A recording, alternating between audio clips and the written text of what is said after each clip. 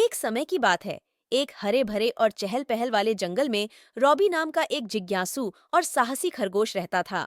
Robbie हमेशा उन कहानियों से मोहित रहता था जिनमें एक छिपी हुई बगिया का जिक्र होता था, जो सबसे खूबसूरत फूलों और सबसे मीठे बेरों से भरी होती थी।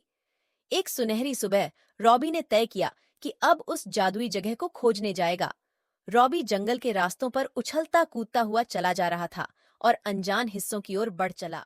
जल्द ही रॉबी को एक जादुई धारा मिली। पानी में जादुई चमक थी और रंग बिरंगी मछलियां मनमोहक अंदाज में तैर रही थीं। रॉबी को इसे पार करना था, लेकिन धारा गहरी और तेज बहती हुई दिखाई दी। तभी एक बुद्धिमान बूढ़ी कछुआ तारा पानी से बाहर आई। नमस्ते छोटे खरगोश, क्या तुम खो गए हो? उसने दयालुता से पूछा।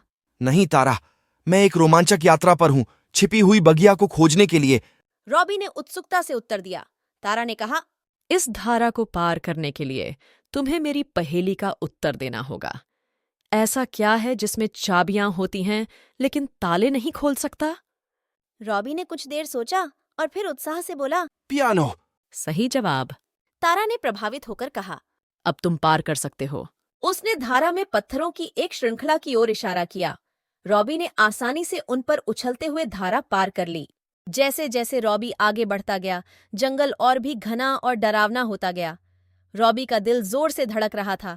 तभी उसे एक हल्की सिसकी सुनाई दी। उसे एक छोटा डरा हुआ हिरण कांटों की झाड़ी में फंसा हुआ मिला।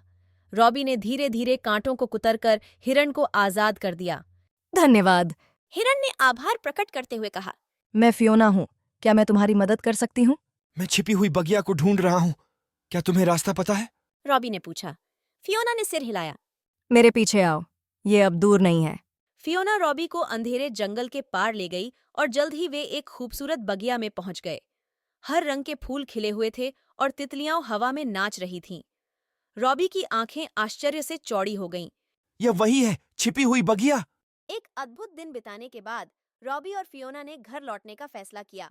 वे जंगल के रास्ते वापस चल पड़े, अपने कदमों को दोहराते हुए। सूर्यास्त होने लगा और परिदृश्य पर सुनहरी चमक बिखर गई। जब वे जादुई धारा के पास पहुंचे तो तारा कछुआ उनका इंतजार कर रही थी। क्या तुम्हें वह मिला जो तुम ढूंढ रहे थे? हाँ तारा, ये मेरी कल्पना से भी ज्यादा सुंदर था। रॉबी ने उत्तर दिया। उस रात जब रॉबी अपने आरामदायक बिल में सोने चला तो उसे एक गहरी संतुष्टि का एहसास हुआ। उसने छिपी हुई बगिया को खोज लिया था और एक नया दोस्त बना लिया था।